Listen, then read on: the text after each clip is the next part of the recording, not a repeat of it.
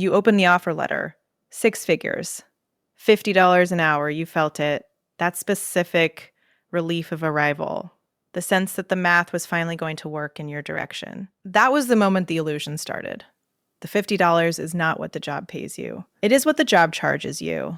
In taxes, in time, in the cognitive residue of a workday that follows you home and sends you to the delivery app at 9 o'clock because you have nothing left to give a kitchen. Strip all of that out, and the number that survives is closer to $9 an hour.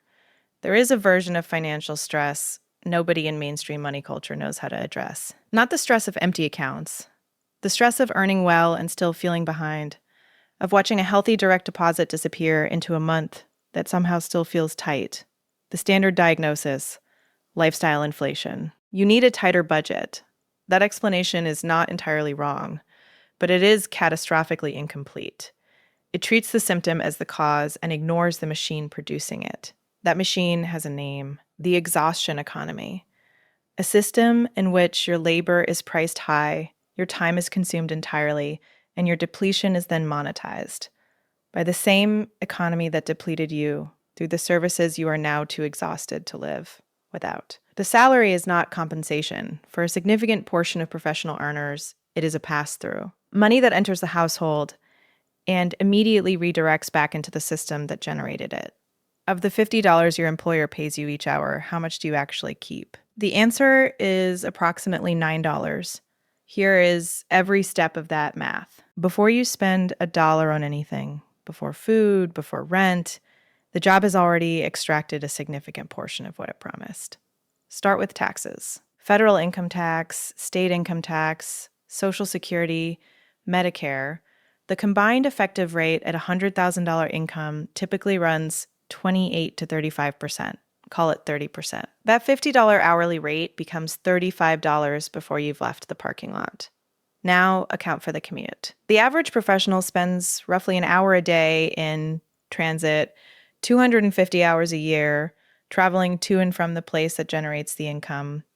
Those hours are uncompensated, non-negotiable, and absorbed entirely by the worker. And commuting isn't just time. Gas, parking, vehicle wear, insurance, transit costs. The annual figure runs between $4,000 and $9,000. Call it $6,000. $6,000 that exists only because the job exists. Then there's professional upkeep, the cost of the suit. Not luxury, entry fees, the wardrobe that signals you belong in the role. Software your employer doesn't cover. Certifications, dues, memberships, haircuts at a frequency a non-professional life wouldn't require. The grooming routine calibrated to presenting as composed under fluorescent lights, 5 days a week. These are structural requirements disguised as personal choices. Annual cost, conservatively $3,000, added up, taxes take 30%, commuting $6,000, professional upkeep $3,000. The $100,000 salary has already lost roughly 35% of its real value, and the effective hourly rate has compressed from $50 to $32 an hour. You haven't paid rent, you haven't eaten, you haven't recovered from the week. That would already be a problem, but the real extraction hasn't started yet. There is a concept that changes how you read a monthly bank statement: cognitive bandwidth. It is the mental capacity available for decisions, patience, planning, the basic executive functions of a functioning adult life. It is not infinite.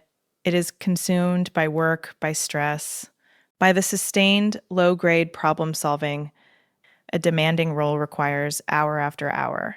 A 60-hour work week doesn't consume 60 hours. It consumes the week because the cognitive drain of a high-demand job doesn't clock out when you do. The decision fatigue, the ambient stress, the unfinished mental loops, these arrive home before you do. By the time you walk through the door, the bandwidth available for basic life tasks is already gone. The exhaustion economy built an entire industry to service that depletion. The grocery delivery fee is not a luxury charge. It is the price of the cognitive bandwidth your employer already spent.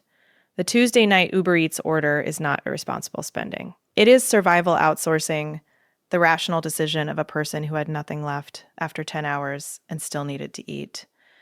The cleaning service is not excess. It is the calculation of someone who understood that the 3 hours spent cleaning Saturday were the only 3 hours available for recovery that week, and recovery had to win. This is the convenience tax, the systematic conversion of cognitive depletion into recurring expenditure.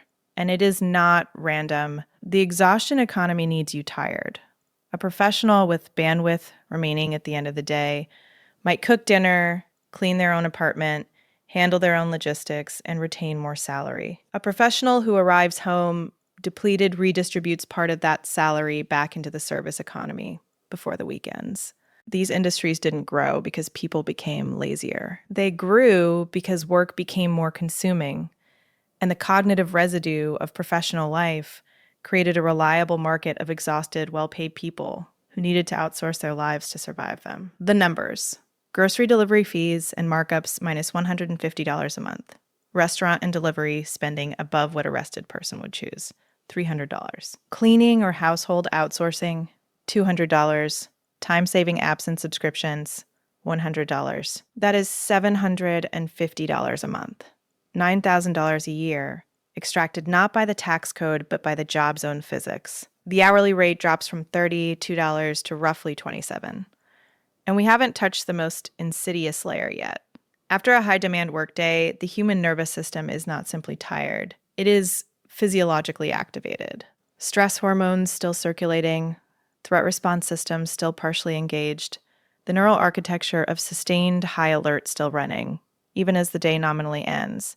The body does not switch off when the laptop closes. Decompression is not optional. It is biological. The question is not whether you pay the cost of recovery. The question is what currency. For most professionals, the currency is cash.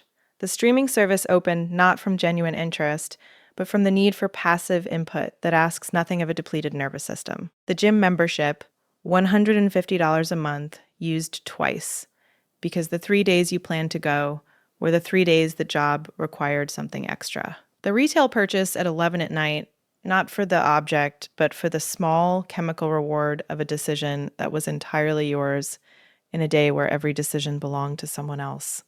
This is doom spending, compulsive, low dollar, high-frequency purchasing functioning as a dopamine reset for a brain denied autonomy and reward all day.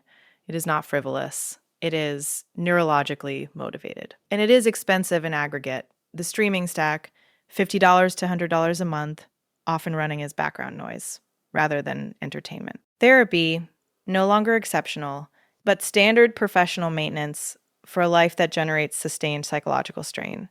$200 to $400 out of pocket monthly for many professionals whose insurance covers a fraction of actual need. Decompression retail, the weekend buy that felt justified because the week was hard, $200 to $400 a month. The decompression stack, conservatively $800 a month. Nearly $10,000 a year, not spent on living, spent on recovering from the cost of earning. The hourly rate is now somewhere between 18 and 20. The offer letter said 50. One layer remains, the one that makes the whole system self-reinforcing. Why does the professional live near the job? Because the job is in a city, and cities that concentrate high-earning professionals are not affordable cities. They are expensive cities precisely because high-earning professionals live there. This is the tax of zip codes, the same market forces that drive salaries upward in professional hubs drive the cost of living upward in parallel. Historically, cost of living has outpaced salary growth in most major American metros. The result, a professional who earns more than they would elsewhere, but spends proportionally more on everything: rent, food, services, transport. The high salary does not survive the geography it requires. This is the market functioning as designed. Concentrated professional employment drives up land values. High land values drive up rent. High rent requires high salaries to sustain. High salaries attract more professionals. The cycle reinforces itself, extracting more from each participant with each revolution. The result is a perfectly calibrated machine in which compensation rises just enough to make staying feel rational, and never quite enough to make leaving feel possible. The professional earns well by national standards, spends heavily in their specific geography, and ends each month with a surplus too thin to represent real optionality. The zip code premium, The difference between professional hub costs and the national median for an equivalent lifestyle runs $8,000 to $20,000 annually. Call it $10,000. Another $5 per hour off the original $50. Now run the full calculation, $50 gross, taxes take 30%, $15 gone. Presence costs, commuting, and professional upkeep take another 7 to 8%, $4. Gone. The convenience tax takes $4 to $5. The decompression tax takes $4 to $5 more. The professional premium takes $5. What remains after the exhaustion economy has processed your salary through its full extraction sequence, $9 to $12 an hour? Not as a metaphor, as arithmetic. The system did not fail. It worked exactly as designed. The salary was high enough to capture your commitment and just low enough after friction to require you to stay. Here is what this video is not saying. It is not saying that earning more is pointless. It is not offering a budget that fixes the problem in 5 steps.